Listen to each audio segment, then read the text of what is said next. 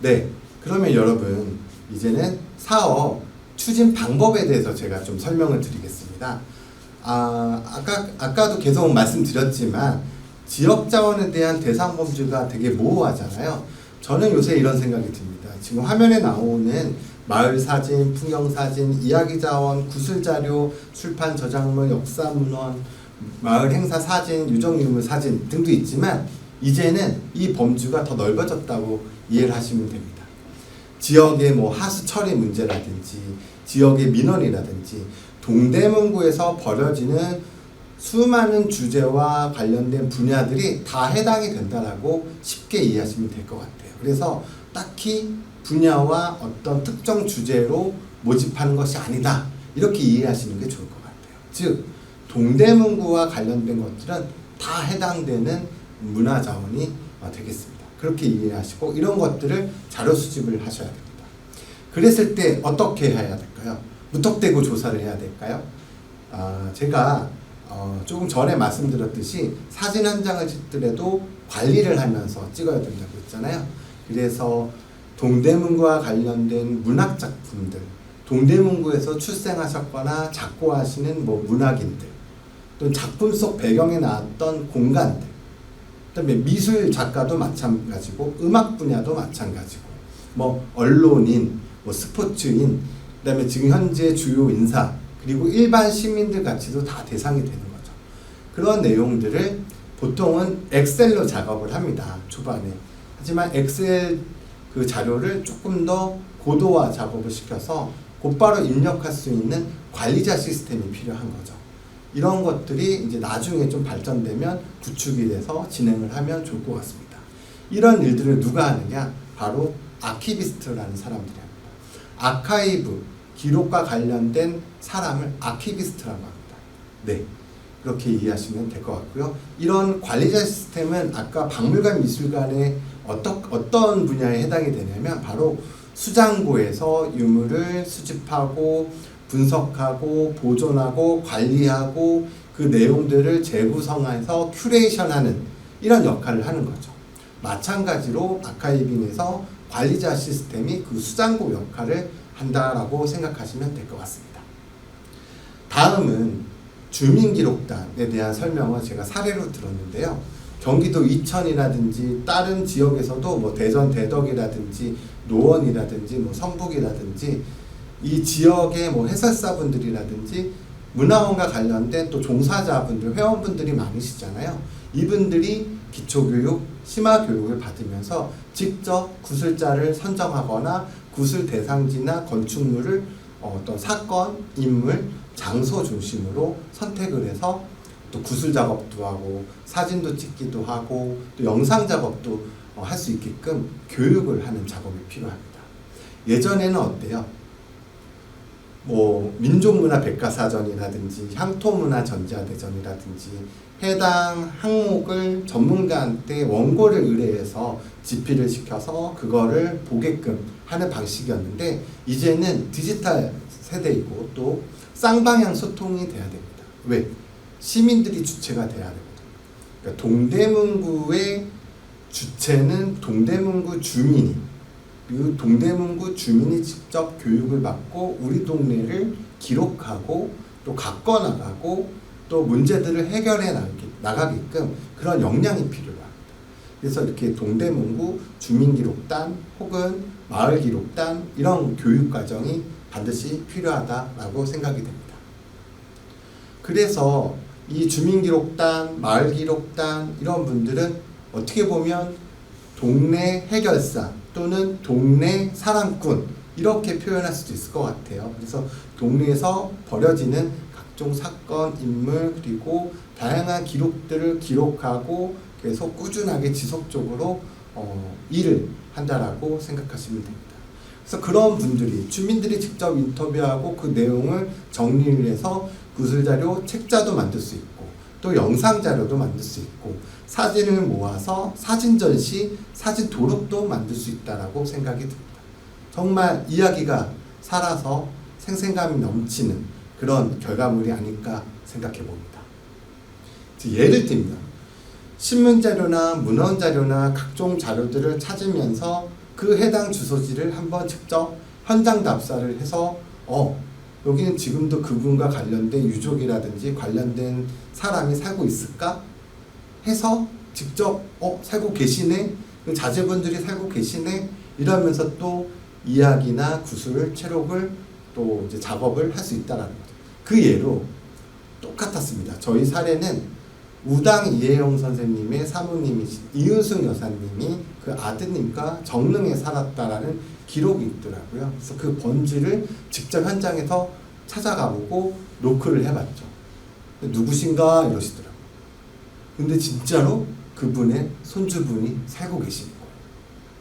처음에는 낯설고 경계를 하시지만 첫 번째 만났을 때는 마음의 문을 열지 않습니다. 2번, 3번 만나면서 서로 공감대를 또 형성을 하고 마음의 문을 열고 나면은 엄청나게 또 서로 상호적으로 많은 이야기들이 나옵니다. 그런 것들을 체록하고 그런 것들을 연극이나 뮤지컬이나 미술전시나 음악회라든지 만화라든지 다양한 방식의 컨텐츠로 재생산을 해야 될 것입니다. 마찬가지입니다. 토박이 분이 노인정이나 관련된 저희 문화원 회원분이셨는데요. 이분이 어렸을 때 자기 집 건물에 조소왕 선생님 선거 사무실이 있었다고 제보를 해주신 거예요. 정말 그러시냐고 해가지고 그 이야기를 들었더니 그 시대의 상황, 풍경, 에피소드들이 살아 숨쉬듯 이야기가 이제 전개가 되더라고요. 대부분 학자들은 논문이나 책자에 이런 역사적인 논문거리로 이렇게 많이 서술이 되어 있지만 직접 그 당시 상황을 겪었던, 경험하셨던 분들의 살아 숨쉬는 이야기를 들으면 더 생동감이 넘치게 되더라고요. 그런 사례를 들었습니다. 또 정릉에 손가정이라는 마을이 있는데 밀양손씨 의창군파 집성촌입니다. 이 토박이 분들이 있어서 직접 주민들이 교육도 받고 또 구술 체록도 하게 된 사례가 있죠.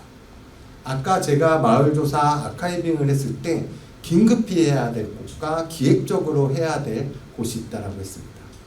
기름 뉴타운 있는데, 기름시장 있는데 주상복합이 또 공사를 하고 있어서 40년 넘게 구두방을 하셨던 분이 이 구두방마저도 없어지게 될 위기에 처해서 구술 인터뷰를 했더니 정말 그동안 일하시면서 느꼈던 사건과 에피소드와 동네에 대한 풍경을 잘 설명해 주셨습니다.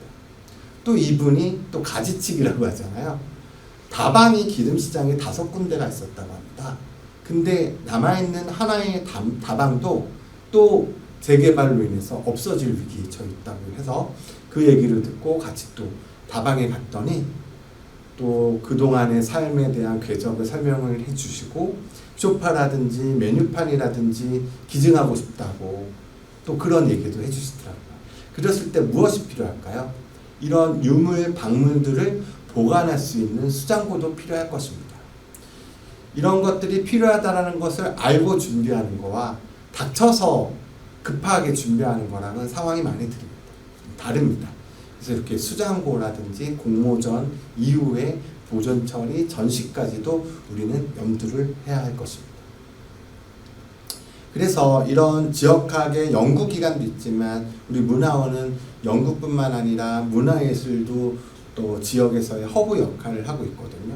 이런 리소스, 문화자원들이 풍부해지면 지역학 관련된 강좌나 우리 도서발간, 그 다음에 지역의 축제, 관광 이런 것들을 자문도 할 수 있고 마을박물관, 마을기억 저장소, 아카이빙 또는 자료관들도 설립을 할 수 있고 동대문 문화원이 운영할 수도 있는 것입니다.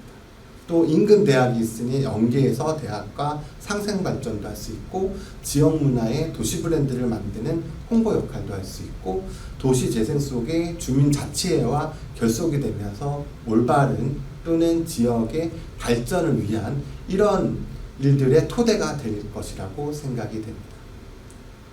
그랬을 때 반드시 원리가 있습니다. 저희가 인근에 있는 우리 동대문 문화를 되게 사랑하고 또 열심히 일하는 우리 또 원장님 이하 우리 사무국장님 직원분들이 계시는데요. 정말 이 방면에는 최고라고 저는 자부하고 있습니다. 하나의 컨텐츠를 다양한 플랫폼으로 사용할 수 있게 한 형태, 이 일련의 과정을 무엇이라고 얘기하냐면 OSMU라고 말합니다. 문화 컨텐츠 쪽에서는 또는 컨텐츠 기획에서는 예술 쪽 방면에서도 마찬가지입니다. 바로 원 소스 멀티 유스라는 이 원리를 사용합니다. 예를 들면 동대문구에 선농단이 있습니다. 그럼 선농단에 관련된 역사 강좌도 하시고 또 학생들의 또 사생대회도 만들 수도 있고 선농단과 관련된 에피소드와 사건과 관련해서 뮤지컬, 연극, 뭐 국악극, 악극, 현재의 삶을 투영을 해서 또 다른 또 선농단의 의미를 재창조하는 다양한 문화예술 장르로 재탄생할 수 있습니다. 그래서 하나의 소스로 다양한 플랫폼을 구사하는 이 방법 원리 OSMU 이 원칙을 동대문 문화원은 잘하고 있지만 좀 더 원활히 할 수 있게끔 많은 도움을 주셨으면 하는 바람입니다. 그래서 이런 일련의 과정을 설명을 드릴게요. 바로 지역학 연구, 콘텐츠 개발 및 활용 프로세스입니다. 이것은 문화자원에 대한 조사 방법론이랑 똑같고요. 문화예술 콘텐츠를 만드는 과정과 똑같습니다. 처음엔 무엇을 할까요? 주제를 선정하고 그 주제에 해당되는 원천 자료를 모읍니다. 기존에 나왔던 학술자료, 동대문 구지, 각종 자료들, 논문들 이런 것도 필요로 하고요. 또 새롭게 요새는 인터넷이나 데이터베이스가 잘 된 기관들이 많기 때문에 국사편찬위원회라든지 국가기록원이라든지 뭐 한국사 데이터베이스라든지 동대문구에 해당되는 어떤 키워드를 검색 조건을 위해서 다양한 정보를 얻을 수가 있습니다. 예를 들면 근현대 신문 라이브러리는 다 공짜거든요. 검색 기능으로 하면 수많은 기사들이 뜹니다. 이런 것들을 통해서 새로운 사실들이나 우리 동대문구에서 또 조사를 좀 역량을 둬서 해야 될 것들을 찾을 수가 있는 거죠. 이런 자료들을 큐레이션하고 재구성해서 원천 자료집을 만들고 자료집입니다. 그 다음에 스토리텔링을 해서 뭐 학술이라든지 교양 책자를 만들고 이 책자를 바탕으로 또 무엇을 해야 될까요? 지역의 국악, 연극, 사진, 다양한 예술단체와 문화원, 또 기획자, 시민활동가와 활용방안 구성에 대한 회의를 해야 되죠. 그리고 어떤 방법으로 콘텐츠를 만들 것이냐, 악극으로 할 것이냐, 뮤지컬로 할 것이냐, 만화로 만들 것이냐, 타겟층을 학생으로 할 것이냐, 교육 콘텐츠로 할 거냐, 관광 콘텐츠로 할 거냐, 이런 거를 정하면서 작품을 만들 수가 있는 것입니다. 그래서 지금 앞에서 설명했던 부분을 지금 이렇게 자료를 했는데 이런 거는 조금 생략해서 빨리빨리 넘어갈게요.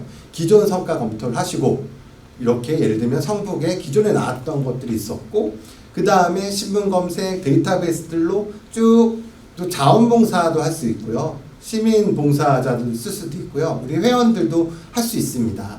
그리고 대학생들도 활용하면 좋고요. 그리고 또 이런 데이터들을 사이트만 가면 검색만 하면 자료들이 다 나오거든요. 활용하시면 되시고 마찬가지로 현장 답사도 가셔서 사전에 이제 현장 사전 답사 준비도 하시고 관련된 대상자, 인물자들을 이제 점검을 하면서 선정을 하실 수가 있습니다. 그렇게 구술체록도 하고 아까 왼쪽에 있는 사진은 우당 이혜영 선생님 손자분이시고 오른쪽 분은 이육사 선생님 외동 따님이세요. 구술을 통해서 이런 구술 작업을 했잖아요. 이렇게 현장 답사를 했고 그 다음에 원천 자료집을 만들고 그 다음에 도서를 만들고 책자를 만들고 시민강좌를 나오고 동대문 문화라든지 다양한 책자를 만들고 컨텐츠를 이제 만들 준비를 합니다. 이번에는 선농단 할 거야 아니면 청룡문화제에 뭘 할 거야 그러면 소재 주제를 하고 뭘로 할지 어떤 장르 타겟층은 어디로 할 건지 제작은 어떻게 하고 기획하고 최종은 어떻게 할 건지 OSMU 다양한 방식으로 연극할 건지 음악할 건지 공공미술 할 건지 등등등을 실제로 하는 겁니다. 아까 제가 프로세스 설명했잖아요. 바로 이겁니다. 현장조사까지 가고 책자 만들고 컨텐츠를 만들게끔 예술인들과 협업하고 작품을 만들고 또 피드백해서 이 극단과 이 작품이 상설화해서 지역경제 활성화까지 가는 플랫폼 구실을 지원을 해야 할 것입니다. 그래서 예를 들면 시무장과 관련된 주제가 있다라고 하면 제사도 지냈고 학술회의도 하고 뮤지컬도 만들고 한용운의 시에 깃발전에 캘리그래피 공모전도 하고 토크 콘서트도 하고 라이브 축제 콘서트도 하는 겁니다. 시무장의 원소스를 다양한 방식으로 컨텐츠를 재생산하는 거죠. 다른 것도 마찬가지입니다. 뭐 사회구라든지 이 책자의 내용, 이 문화 자원이 있어야지 가능한 겁니다. 그래서 아카이빙이 중요한 겁니다.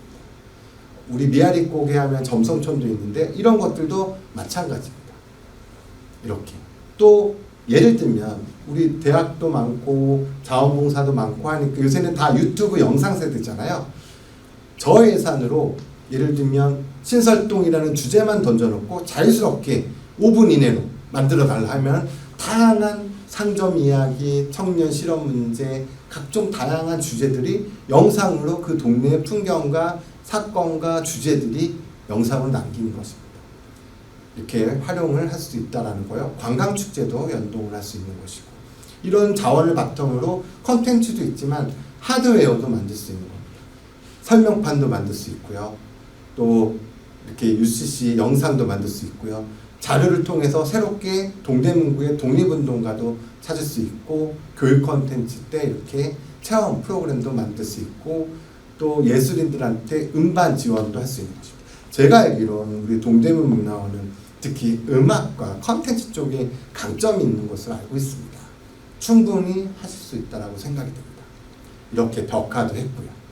그랬을 때 제가 생각했던 거는 이렇게 짧게 빠른 시간 동안 오늘 이렇게 강연을 했지만 정말 동대문 문화원도 진행을 하고 있습니다. 하지만 제가 첫 번째 화면에 말씀드렸던 것입니다. 바로 무엇입니까? 지역에 대한 애정어린 관심입니다. 지역을 위해서 애정어린 관심을 우리 지자체, 뭐 정치인뿐만 아니라 우리 공무원, 시민단체 여러분, 문화예술인분들, 우리 문화예술 종사자분들 다 같이 힘을 모아서 지역학을 정립시키고 이것이야말로 자치분권, 시민이 주체가 되는 앞으로의 민주시민사회가 아닐까 이렇게 생각이 됩니다. 오늘은 이 정도로 마무리하겠습니다. 네, 감사합니다 여러분.